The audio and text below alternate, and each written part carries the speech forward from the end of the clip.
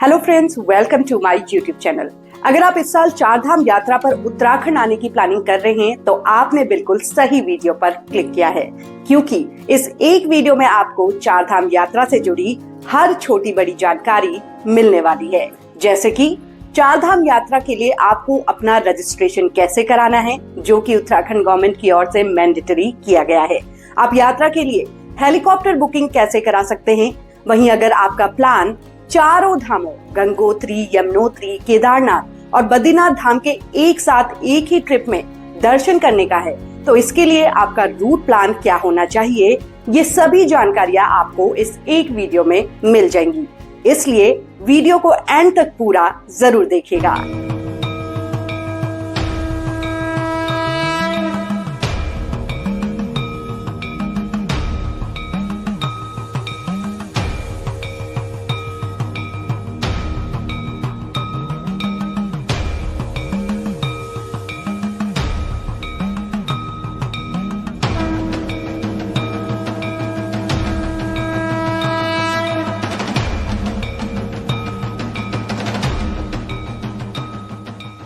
दोस्तों, 30 अप्रैल को यमुनोत्री और गंगोत्री धाम के कपाट खुलने के साथ ही चार धाम यात्रा 2025 का आगाज होने जा रहा है।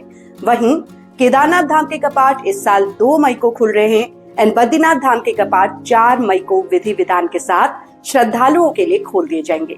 ऐसे में अगर आप चार धाम यात्रा पर आ रहे हैं तो आपको सबसे पहले चार धाम यात्रा का पूरा रूट प्लान पता होना चाहिए।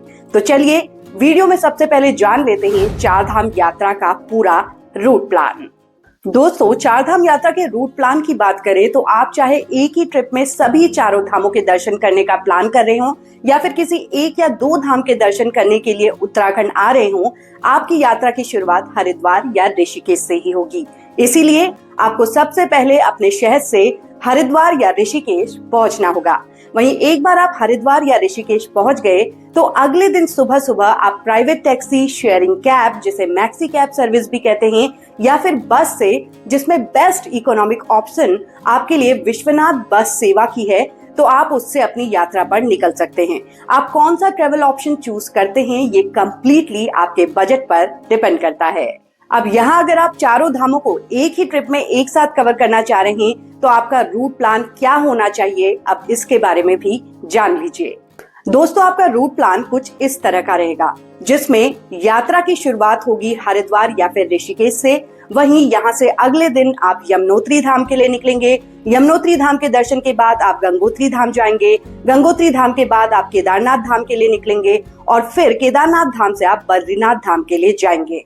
यानी कि आप सबसे पहले अपने शहर से ट्रेन, बस या फिर फ्लाइट से हरिद्वार या ऋषिकेश पहुंचेंगे। इसमें नियरेस्ट एयरपोर्ट जॉलीग्रांट एयरपोर्ट है।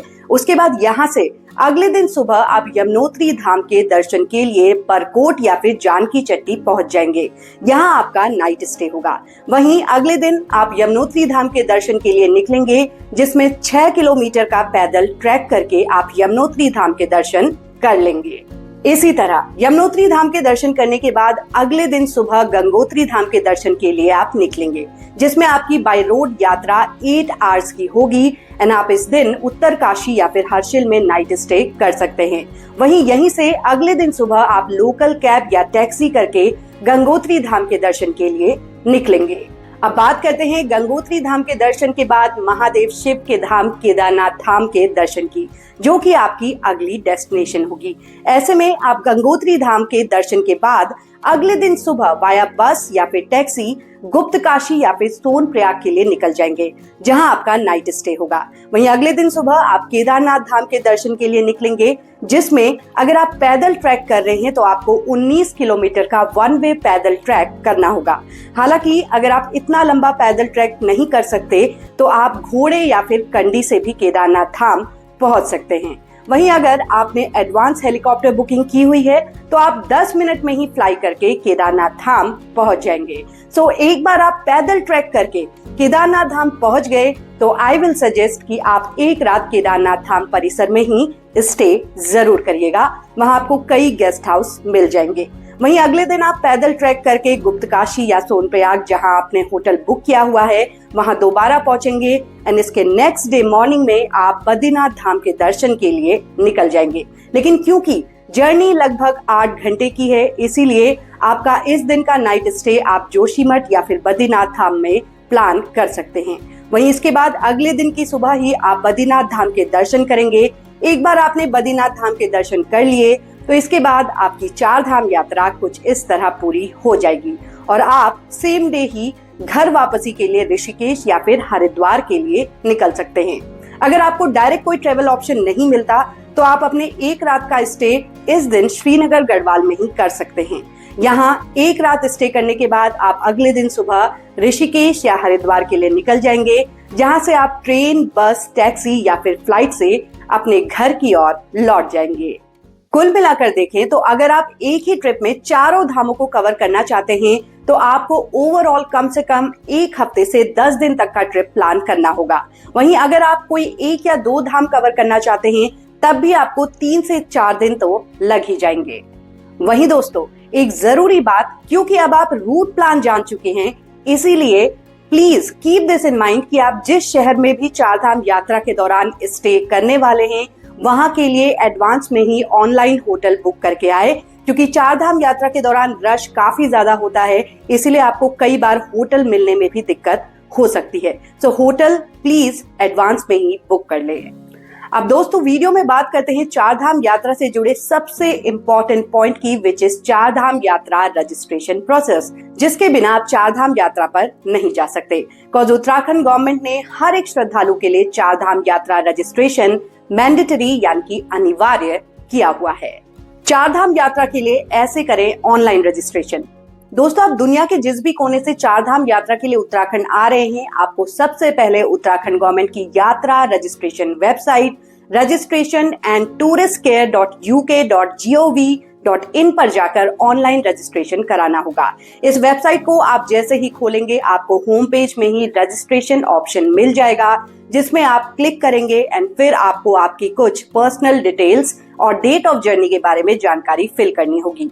एक बार आपने ये सभी जानकारियां फिल कर दी, उसके बाद आपके फोन में रजिस्ट्रेशन कंफर्मेशन का मैसेज आ जाएगा and after that you are all set to proceed for your 4 Dham Yatra. But दोस्तों अगर किसी भी कारण से आप ऑनलाइन रजिस्ट्रेशन नहीं कर पा रहे हैं तो आपके पास ऑफलाइन रजिस्ट्रेशन का भी ऑप्शन है। इसके लिए आपको उत्तराखंड पहुंचकर किसी रजिस्ट्रेशन काउंटर पर जाकर अपने ऑफलाइन रजिस्ट्रेशन करवाना होगा, जिसके लिए आपके पास आपका आधार कार्ड या फिर कोई और पहचान पत्र होना चाहिए। साथ ही आपको अपनी पासपोर्ट साइज फोटो और यात्रा की डिटेल देनी होगी। बट स्टिल मैं सजेस्ट करूंगी कि आप ऑनलाइन रजिस्ट्रेशन कराकर ही 4 धाम यात्रा के लिए निकले, बिकॉज ऑफलाइन रजिस्ट्रेशन के लिए काउंटर ढूंढना आपके लिए कॉम्प्लिकेटेड भी हो सकता है। अब दोस्तों जैसा कि मैंने शुरू में ही बताया था कि 4 धाम यात्रा के लिए आप हेलीकॉप्टर बुकिंग भी करा सकते हैं, तो अब ये भी जान लीजिए कि अगर आप 4 धाम यात्रा को हेलीकॉप्टर से कवर करना चाहते हैं तो इसके लिए आप हेलीकॉप्टर बुकिंग कैसे कराएंगे। अगर आप हेलीकॉप्टर से यात्रा करना चाहते हैं तो इसके लिए भी एडवांस हेलीकॉप्टर बुकिंग जरूरी है, जिसे आप उत्तराखंड गवर्नमेंट की ऑफिशियल वेबसाइट heliservices.uk.gov.in पर जाकर बुक करा सकते हैं। ध्यान रहे कि हेलीकॉप्टर की टिकट लिमिटेड होती हैं, इसीलिए अपनी यात्रा डेट से मिनिमम 1 से 2 महीने पहले ही हेलीकॉप्टर टिकट बुक करा लीजिए। अब दोस्तों 4 धाम यात्रा पर आ रहे हैं तो आपको कुछ जरूरी टिप्स भी फॉलो करने होंगे, जैसे कि चारों धाम ऊंचाई वाले इलाकों में हैं, इसीलिए यहाँ आपको गर्मियों में भी ठंड का एहसास होगा और आपके लिए जरूरी है कि आप अपने साथ गर्म कपड़े रखें। वहीं चाहे 4 धाम के लिए रजिस्ट्रेशन कराने की बात हो या फिर हेलीकॉप्टर बुकिंग की बात हो, ये दोनों ही काम आप अपनी यात्रा से एडवांस में ही करा लीजिए। एडवांस से यहाँ मेरा मतलब है मिनिमम 1 से 2 महीने पहले प्लीज अपना रजिस्ट्रेशन, और अगर आप हेलीकॉप्टर से जर्नी कवर करना चाह रहे हैं तो हेलीकॉप्टर की टिकट भी बुक करा लीजिए, अदरवाइज आपको प्रॉब्लम हो सकती है। वहीं third and very important point कि अगर आप 4 धाम यात्रा में स्पेशली केदारनाथ यात्रा पर आ रहे हैं तो प्लीज अपना फिटनेस देखकर ही आए। फिटनेस से यहाँ मेरा मतलब है कि अगर आप हार्ट पेशेंट हैं या फिर एस्थमा के मरीज हैं तो प्लीज अपना हेल्थ चेकअप कराइए। अगर आप फिट हैं तभी 4 धाम यात्रा में केदारनाथ धाम के दर्शनों के लिए आइए। तो कुल मिलाकर दोस्तों आप कुछ इस तरीके से 4 धाम यात्रा का अपना ट्रिप प्लान कर सकते हैं। जहां तक बात इस पूरे ट्रिप के बजट की है तो अगर आप चारों धामों को बजट में कवर करना चाहते हैं तो आप 15 से 20,000 रुपीज में 4 धाम यात्रा का बजट सोलो ट्रिप प्लान कर सकते हैं। वहीं अगर आप किसी एक या 2 धाम को कवर करना चाहते हैं तो इसमें अगर आप सोलो ट्रिप पर हैं तो आपका टोटल खर्च 10 से 12,000 रुपए के आसपास रहेगा। लेकिन ये बजट ट्रिप तभी पॉसिबल है जब आप ट्रेवलिंग के लिए पब्लिक ट्रांसपोर्ट का यूज करें इंस्टेड ऑफ पर्सनल टैक्सी और कैब। सो दोस्तों, 4 धाम यात्रा को लेकर इस वीडियो को एंड करने से पहले अब मैं यही कहूंगी कि 4 धाम यात्रा एक अद्भुत और आध्यात्मिक अनुभव वाली यात्रा है और अगर आप इसे पूरी प्लानिंग और तैयारी के साथ करते हैं तो ये यात्रा आपके लिए और भी ज्यादा यादगार बनी रहेगी। आई होप कि अगर आप 4 धाम यात्रा की प्लानिंग कर रहे हैं तो मेरी ये वीडियो आपके लिए काफी हेल्पफुल साबित होगी। अगर आपको ये वीडियो पसंद आई तो प्लीज वीडियो को लाइक कीजिए एंड अपने फ्रेंड्स एंड फैमिली के साथ शेयर जरूर कीजिएगा। साथ ही अगर इसके अलावा भी आपकी कुछ क्वेरीज हैं तो आप मुझे कमेंट सेक्शन में पूछ सकते हैं। मैं पूरी कोशिश करूंगी कि आपके हर सवाल का जवाब दे सकूं। मिलते हैं जल्दी एक और ऐसी ही इंटरेस्टिंग एंड इंफॉर्मेटिव वीडियो के साथ। तब तक के लिए take care and bye bye.